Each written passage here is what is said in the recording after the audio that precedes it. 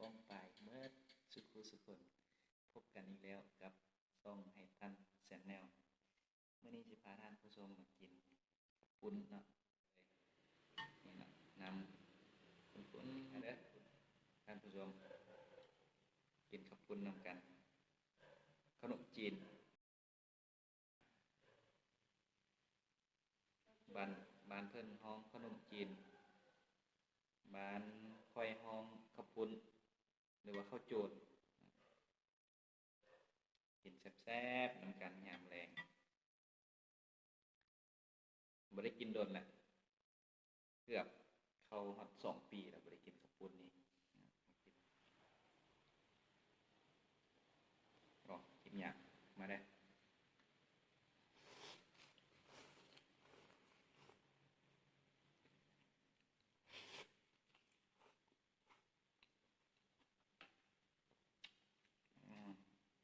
แซ่บเลยมาได้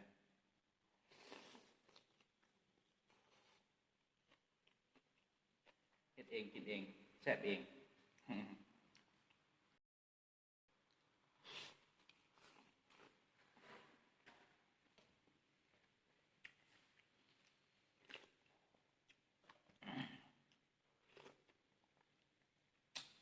ขับคุณน้ำบ่แม่นขับคุณแห้งเลยขับคุณน้ำต้องไปใส่น้ำอะไรกินอย่างแซ่บ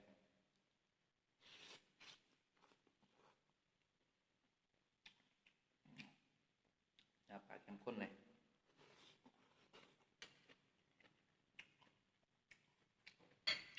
ขออนุญาตเทน้ำใส่หมดเลยเข้มข้นดี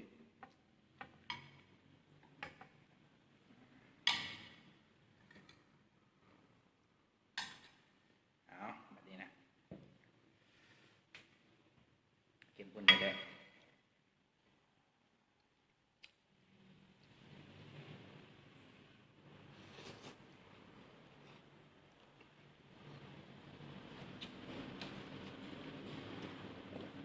กับกาแฟก่อน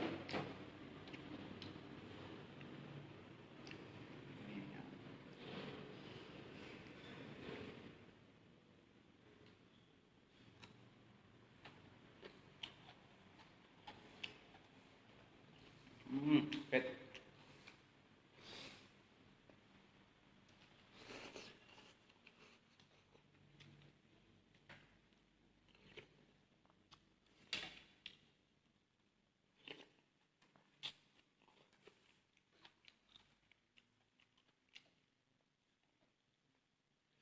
บ่บ่หลายเด้อ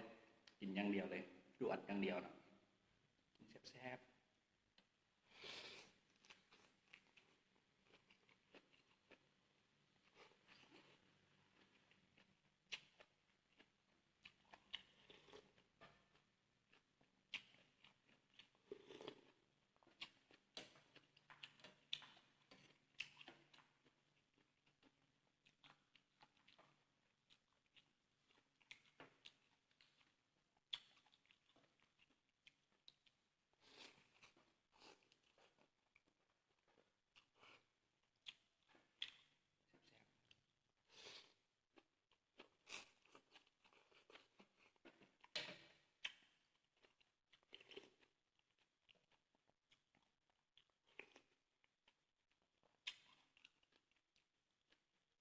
น้ำนัวดี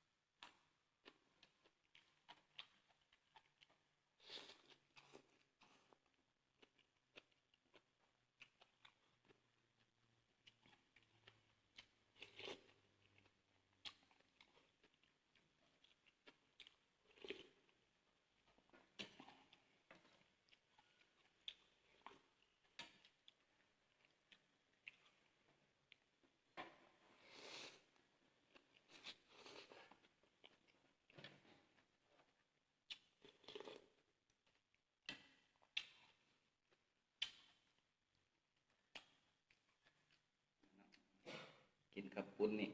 ดอกไม้กำเผ็ดถึงแม่แนวถึงแซ่บ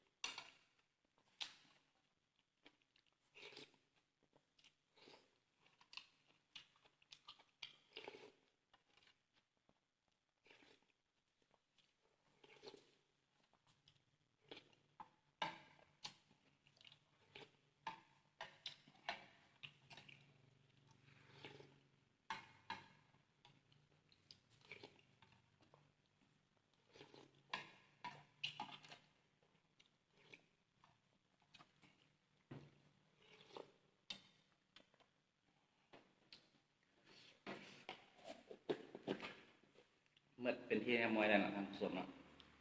กระปุนเครื่องกิโลน้ำปลาเข้มข้นสำหรับคลิปนี้ก็ลาท่านผู้ชมไปเพียงแต่สำนี้แหละเนาะถ้ามาก็กดไลค์ถ้าถูกใจก็กดแชร์กดติดตามกดกระดิ่งแจ้งเตือนเพื่อเป็นกำลังใจให้ตั้นชาแนลเด้อก็ใจที่รับชม